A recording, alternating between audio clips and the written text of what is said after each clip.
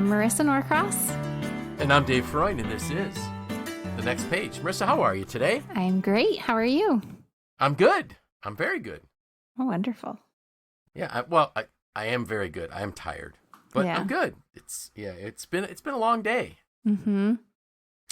So I always ask the question, Mm-hmm. so you know it's going to come. So when I sent the post yesterday, what were your thoughts with the title, Do You Care Enough? Well, I always like titles that have questions because I immediately know that, I'll have to do some thinking while reading through the posts. But I really like this one. I think it's another one of those really straightforward ideas that it's just like, oh yeah, like why haven't I thought of that kind of thing? And I'm happy that we are splitting this into two parts, so we'll get a chance to talk through everything in full. Yeah. So what I had read something a couple weeks back that talked about from a leader's perspective, do you care enough, and do you care enough to have tough conversations with people? Mm-hmm. And a lot of times we say, oh, yes, absolutely I care. And then I'm like, really? So you would allow your friend, your direct report, your colleague, whatever, to go down a path that might be dangerous for them, or something that maybe you allow bad behaviors or inappropriate behaviors or whatever it might be to continue without engaging in a conversation to say, hey, can I just tell you what I'm seeing from my perspective? Mm-hmm. And so it was kind of like a sobering thing for me, because we know that, I think I had a post sometime maybe in May or June when I talked about, but I just wanted to be liked. It's kind of in that same vein, but this time I drilled down and I found 10 specific things that we can do to have these conversations better. Now, notice I didn't say easier. Right. I said better. And we're going to split it into two. We're going to talk about 5 today. We're going to talk about 5 next week. And so let's just jump in. The first tip or principle is confront as soon as possible. And this has always been a challenge for me. And maybe it's because I'm always hoping that people will get better on their own. Mm-hmm. I give people the benefit of the doubt, and we'll talk about that a little bit more.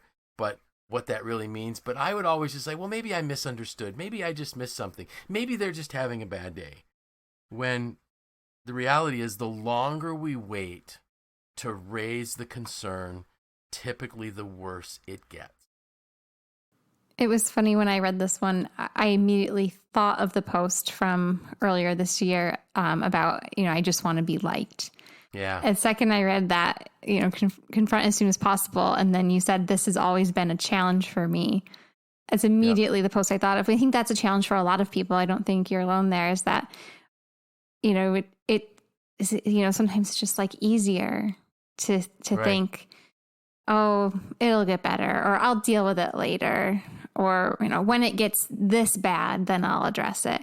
And you're right. It just about, almost always it gets worse. It does, because what happens is our unspoken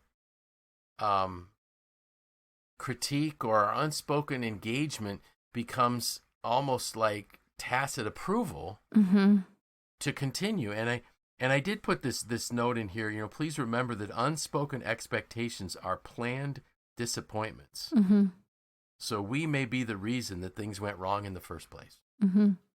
So simply engage. Just say, hey, perhaps I didn't make this clear, or perhaps I didn't explain it well, but this is exactly what I need in terms of throughput, performance, whatever it might be.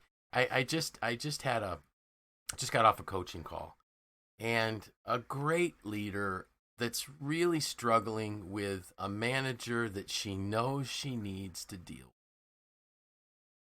with. And she's having the conversations, at least it sounds like she's having them, but it's not getting better. And she needs to confront it more strongly, or stronger. I don't know what's the exact. You're the better English person on that. She needs to be stronger in her approach to this. And I was just encouraging her, okay, so let's get back to so-and-so. What are we going to do? And when are you going to do it? And it came to do it now. Don't wait. It's not going to, if you don't confront this, it's only going to get worse. So number 2 was address the wrong action, not the person. Mm-hmm. And too often we think, well, we don't want to make it personal. It doesn't have to be. We're talking about the activity, the action that's incorrect. And we can separate that from the person when we do this critiquing. One of the phrases that I've used in the past is pinpoint the problem. Mm-hmm. Don't attack the person. Because we're looking at a behavior. So if we identify the specific problem, we're going to talk more about that in step 5. But if we focus on the action, what took place, we don't have, and we identify the details of it, we don't have to make it personal. And then we can find a way to really encourage the person to improve the situation, to change a behavior type of thing. And it really, by refocusing on the action, we help them realize that we're not upset with them. Mm-hmm. We're upset with what was done. And I think this is something that, now as a grandfather, I wish I would have thought about that as a father.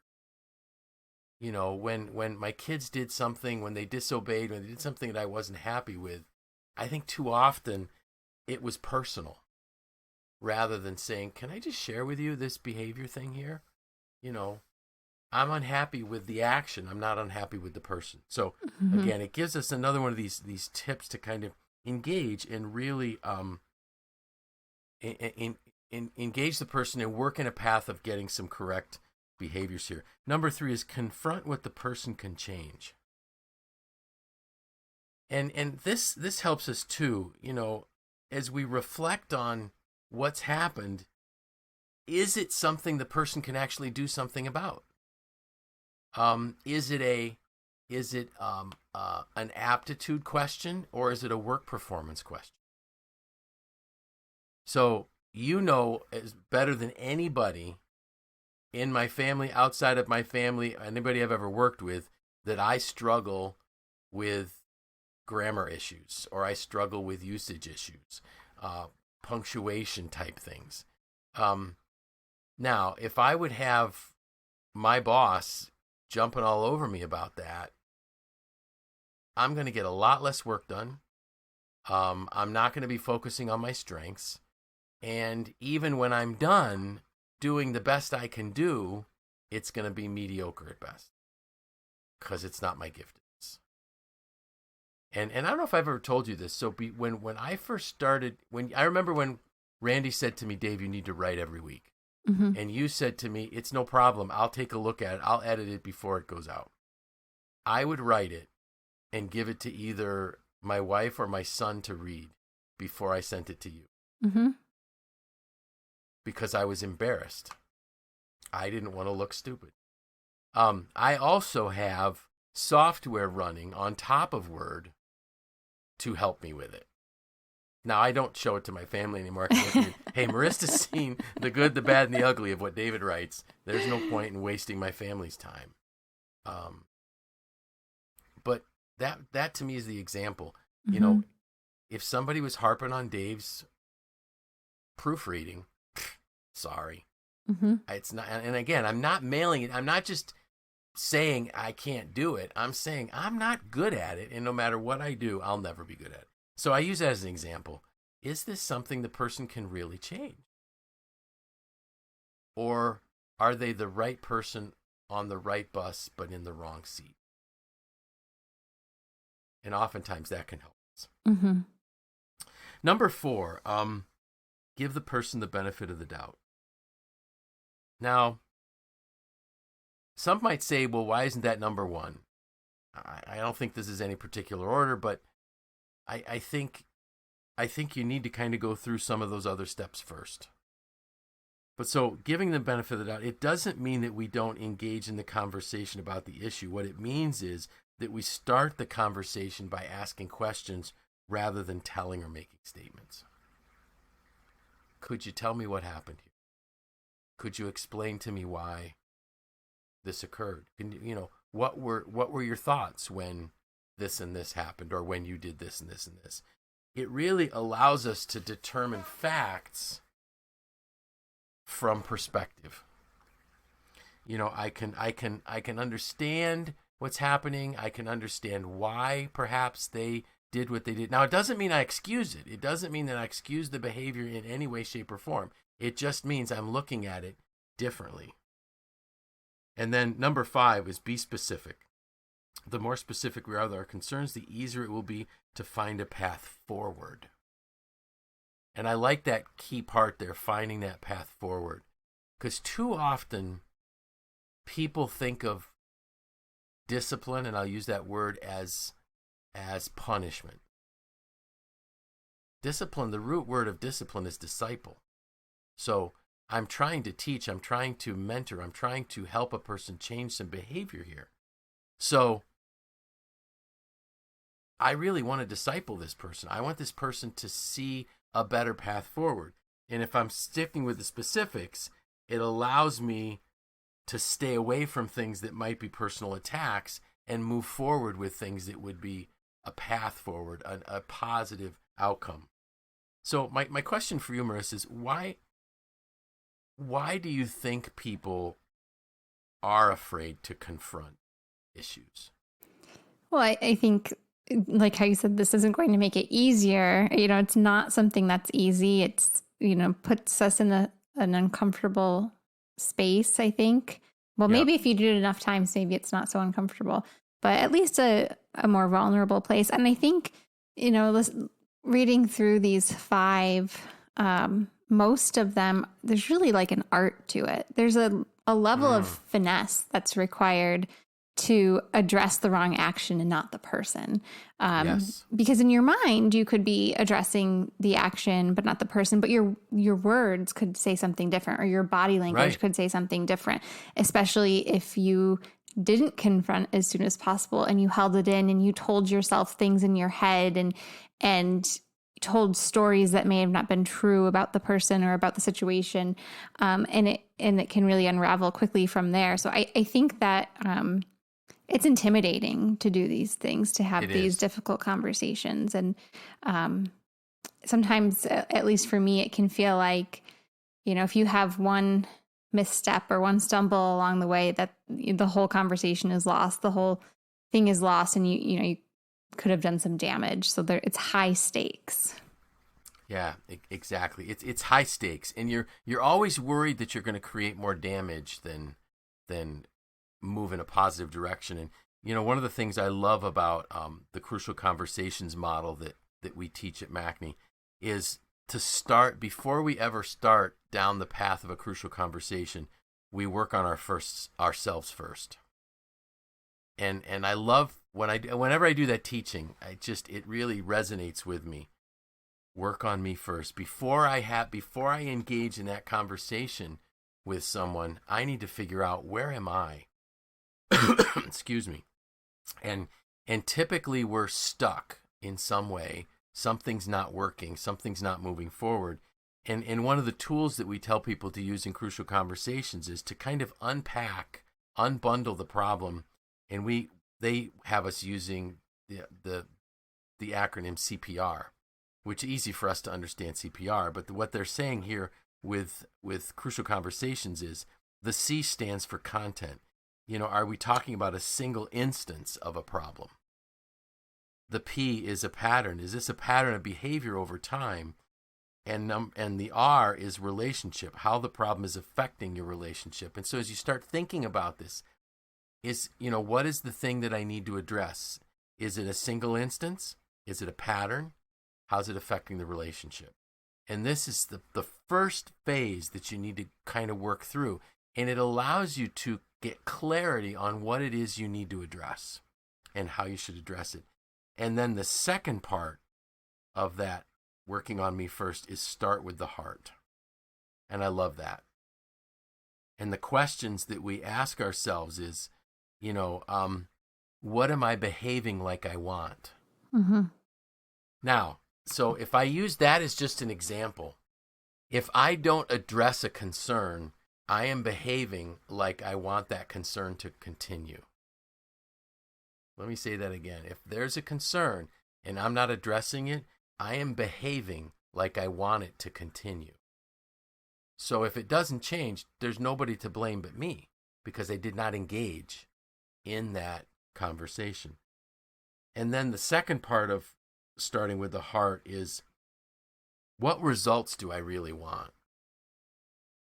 And this is a really telling thing. What results do I want? What do I want for myself? What do I want for others? What do I want for the relationship? And what do I want for the organization? And it really causes us to check our motives. Am I engaging in a conversation because I want to punish somebody? If the answer to the question is yes, don't. Because nothing good's going to come from it. We're not interested in punishment. We're looking at changing a behavior. We're looking at improving a situation. So what do I want for myself? I really would like less stress. I'd like less tension. I really would like this person to succeed. Mm-hmm. And I guess that kind of branches over into what do I want for them? I really want them to succeed. I want them to take what I need to share with them in a way that this becomes a positive learning experience, something that's going to bring forth good fruit, so to speak, rather than negative fruit. What do I want for our relationship? Well, I would want our relationship to be stronger. I want them to see me as a mentor and a friend, not just a boss. I want them to see me as a leader that they want to work with. And then clearly for our organization, the organization needs to flourish and thrive. And so for that to happen, this person needs to adjust whatever it is that seems to be going wrong at this time. So I really love those unpacking it, and then, starting with the heart.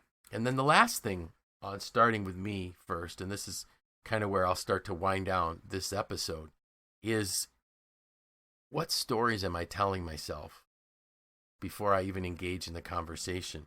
And what happens is we see something and we begin to tell ourselves a story.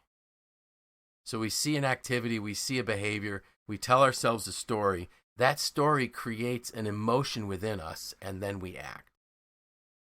And the interesting thing about it is that if we can separate fact from our story, we can change the story that we're telling ourselves. If we change the story we're telling ourselves, we can change the way we're feeling. And that will change how we act. So that whole, and what happens is, most of the time we find evidence to reinforce a story that we already think exists, rather than looking for contrary evidence to whatever it is that we might be seeing. So again, we're going to unpack it with CPR. Is it a content? Is it a pattern? What's it doing to the relationship? We're going to check our hearts. What are we behaving like we really want? For ourselves, for the organization, for the other person, for the relationship. And then are we telling ourselves any stories that might not be helpful? And all of those things will help us deal with these 5 points: confront as soon as possible, address the wrong action, confront what the person can change, give the person the benefit of the doubt, and be specific about what it is we're talking about. So those are our first 5. Are any of those, do you think, hard to understand the way I explained it? No, I don't think they're hard to understand. I think they're more difficult to put in practice. They really are. And I think if we would take a moment, and when I talk about confronting as soon as possible, I'm talking about don't let it linger. Mm-hmm. I'm not saying as soon as I see the behavior I need to act. Although I did hear of a situation like that, where a leader, and it was totally appropriate, he observed someone doing something totally what happened was somebody walked into the facility without greeting some customers. And the person that was the senior leader said to the customer, "Could you excuse me for a moment?" And he followed the leader into his office and said, "What did you just do?"